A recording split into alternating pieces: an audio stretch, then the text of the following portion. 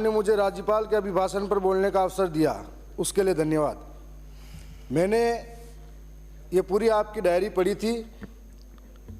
मुझे लगता है कि कहीं न कहीं आदिवासियों को लेकर दोनों ही सरकारों को सोचना चाहिए। मैं एक किसान का बेटा हूं, मैं न पक्ष की बुराई करूंगा न विपक्ष करूंगा। शायद मैं यहाँ खड़ा हूं, मेरे पिता भी खेत में होंगे।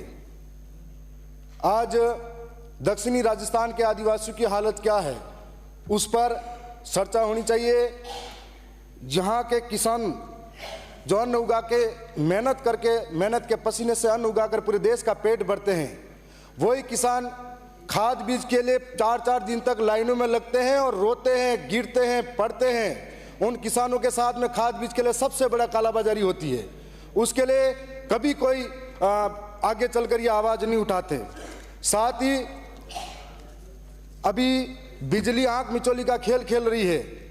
मोटर चालू करके किसान खेत के अंतिम छोर पर जाता है और मोटर बंद हो जाती है, बिजली चली जाती है, कभी आती है कभी जाती है और कोई निश्चित समय नहीं है। उसके लिए लोड सेटिंग के नाम पर जो बिजली कटौती की जा रही है, उसका ना तो प्रचारण वाले अधिकारी और ना ही वितरण वाले अधिकारी संतोष पर जवाब दे पाते हैं। जो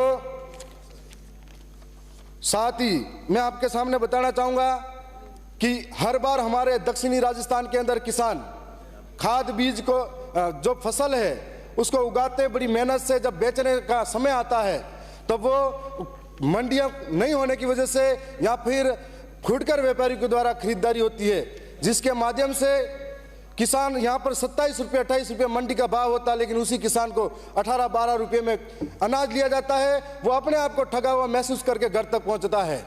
मैं दूसरी और बात कहना चाहूँगा कि ये जो पूरे 5 साल के अंदर पेपर लीक और पेपर रद्द, ये शब्द सबसे ज्यादा अगर किसी को दर्द हुआ होगा, मेरे जैसे नौजवान ने झेला होगा, दक्षिणी राजस्थान के नौजवान ने झेला होगा।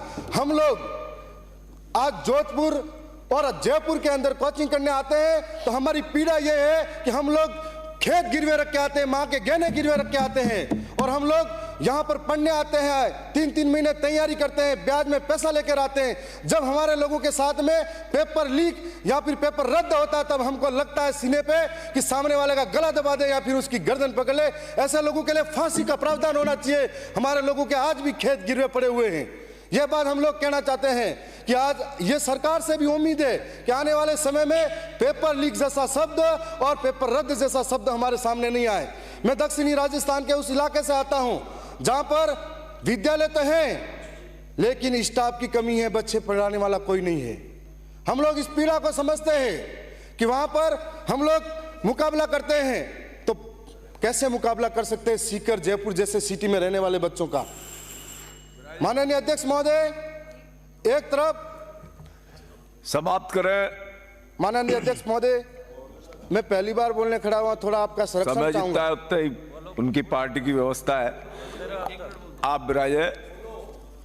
माननीय अध्यक्ष महोदय, हमारे वहां पर विद्यालयों की ऐसी हालत है कि एक तरफ वहां पर कॉलेजें खुली हुई है तो 70-80 सीटें हैं और हर साल 8 से 10 हजार 12वीं पास कर से विद्यार्थी जाते हैं। उनके लिए कोई कॉलेज की व्यवस्था नहीं है। स्कूलों के अंदर 80% व्याख्याता के पद खाली पड़े हुए हैं और इस बार सरकार से ये चाहूंगा कि बेग लोग भर्ती के माध्यम से या जिसने BA BEd MA कर रखी है उनको यहाँ पर लगाए ताकि बच्चे पढ़ सके, नौजवान पढ़ सके और आदिवासी इलाकों में ये उनको फायदा मिल सके। साथ ही एक बात और कहना चाहूंगा कि स्कूल के अंदर दूध वितरण किया जाता है, उस दूध वितरण जो पाउडर का होता है उसकी जगह पे फल फ्रूट वितरण किया जाए ताकि बच्चे खाकर हष्ट-पुष्ट हो सके। और आप सब ने मुझे टाइम दिया, मैं उसके लिए आपका धन्यवाद करता हूं। मैं एक और पीड़ा है जो पूरे राजस्थान के नौजवानों की है कि भर्ती के अंदर 40% का जो क्राइटेरिया लगा रखा है।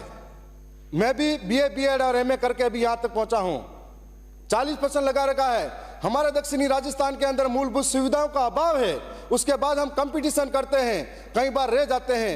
एक तरफ हमारा बच्चा, हमारा भाई सुबह उठकर गाय भैंसे या फिर घर का काम संभाल कर स्कूल जाता है और दूसरी ओर वापिस आकर घर का काम संभालता है। दूसरी ओर अमीर और पैसे वालों का बच्चा सुबह उठकर काजू बादाम पिस्ते खाता है और सुबह उठकर काजू बादाम पिस्ते खाता है, कोचिंग जाता है, कोचिंग जाकर वापिस आता है, उससे मुकाबला नहीं होगा। धन्यवाद स्पीकर महोदय।